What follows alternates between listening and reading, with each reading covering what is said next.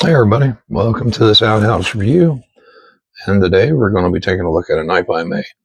And yeah, the voice is still devastated. It's going to take a while for it to heal up, but that's okay. We'll get the camera reset, guys, and we'll start doing some knife stuff with this thing, see how well she stacks up. All right, guys, let's get some basics here. We are at 6 1/4 inch in length.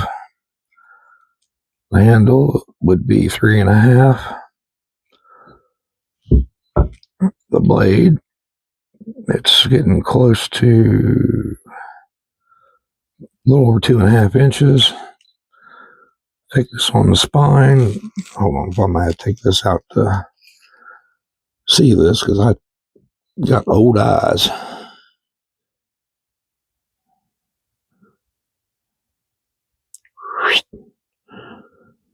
Yeah, we are just almost a 1/4 inch thick. All right. The handles are walnut, and we got brass pins, and it's been epoxy plus the ping pins. All right, guys. This was a Father's Day gift from my father-in-law. So we're going to do a quick review on this thing, see how well it performs. And this blade was hammer forged too, by the way. All traditional kind of methods to make it.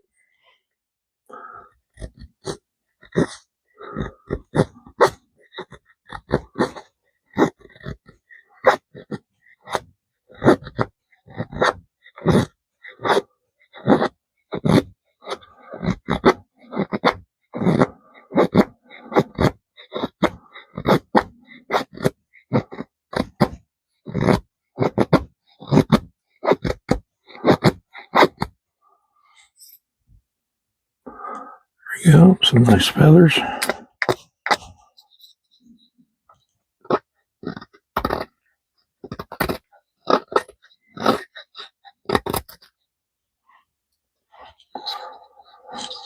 All right, now let's move on to the next step.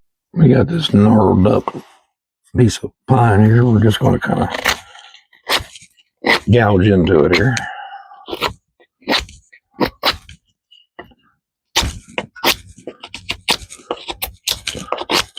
This handle is quite comfortable.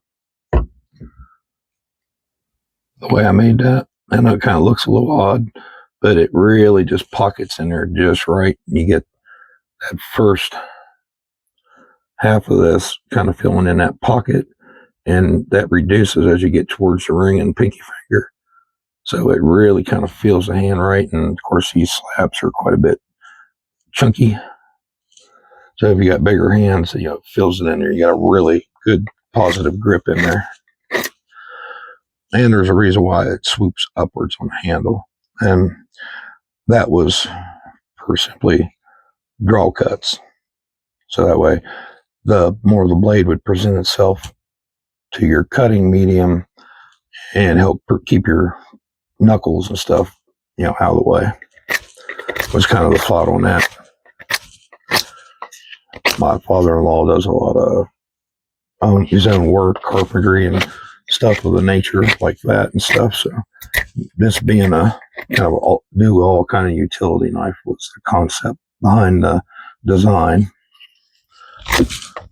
Yeah, she's just hogging that right off her.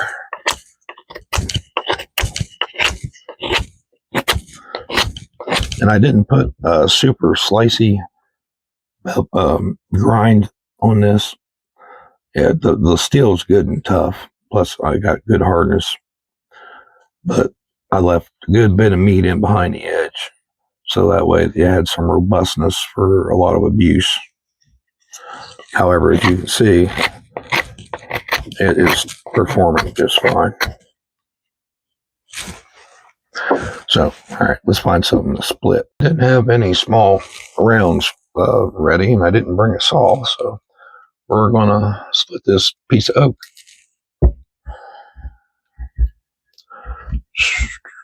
All right, we'll start up here, guys, and I'll just kind of drop drop the camera a little bit and chase it down for you.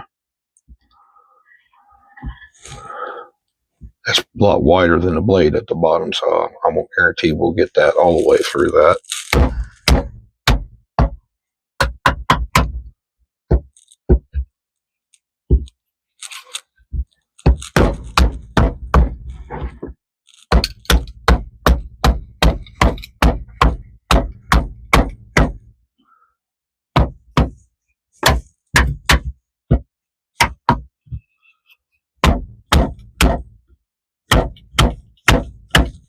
Oops, time to drop the camera.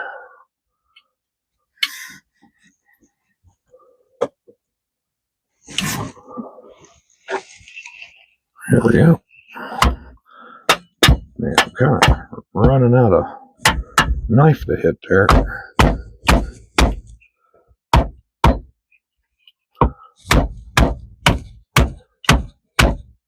That's probably going to smack the camera if it breaks off.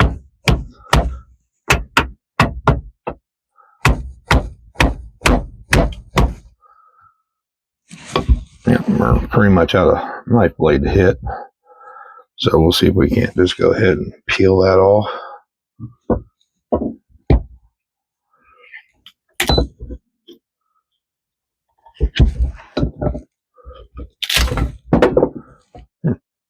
Fell on the floor anyway.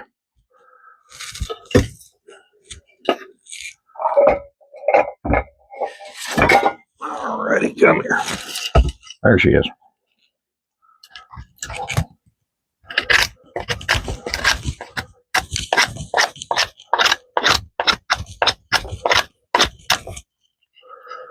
Good old tough ass red oak.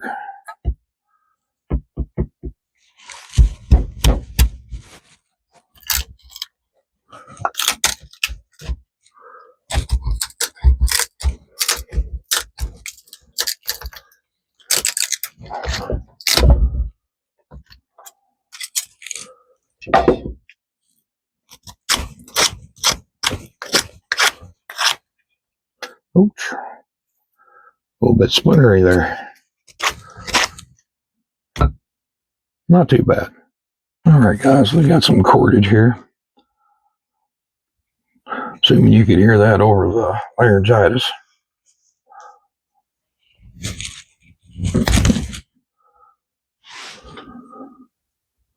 Pretty decently clean cut. Strap her down to the stump here. And like I said, it ain't a super slicey knife, and it wasn't meant to be.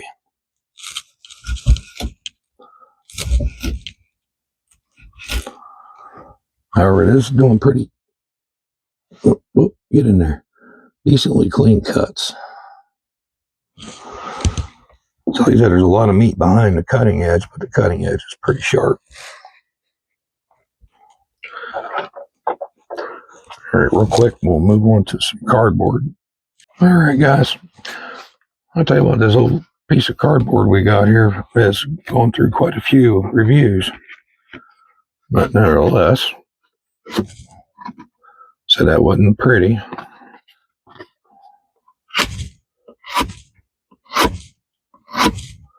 It's cutting decent, but it's not super smooth.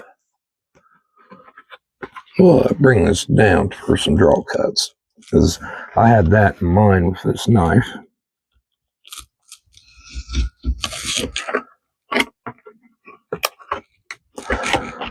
Let's score that again. That was not very good. There we go. There we go. Nice. Decently straight. But yeah, the design of that, it was a lot of in mind for getting it down and drawing across with it.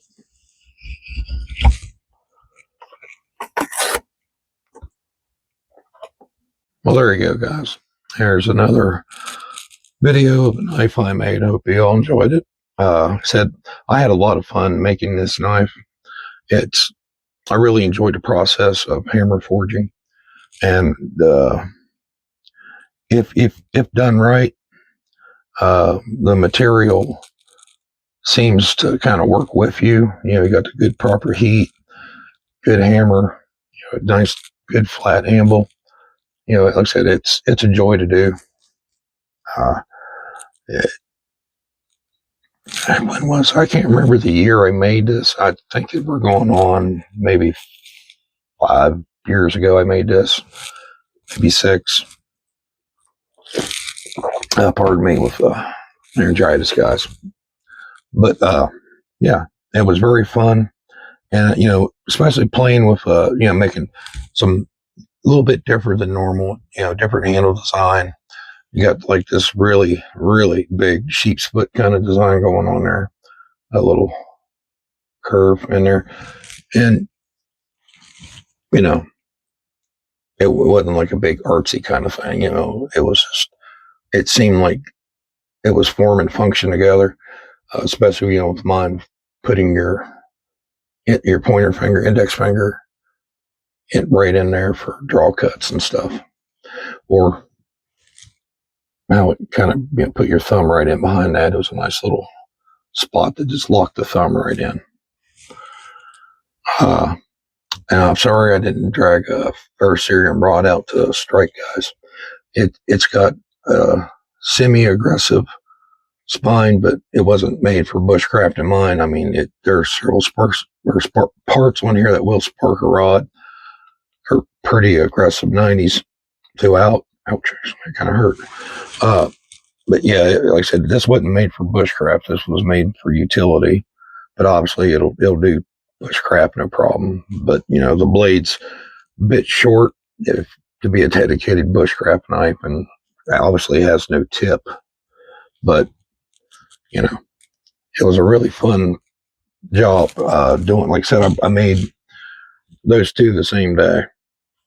So I kept this little one made out of the file, and gifted this one to my father-in-law. But guys, thank you for watching. I hope you enjoyed it.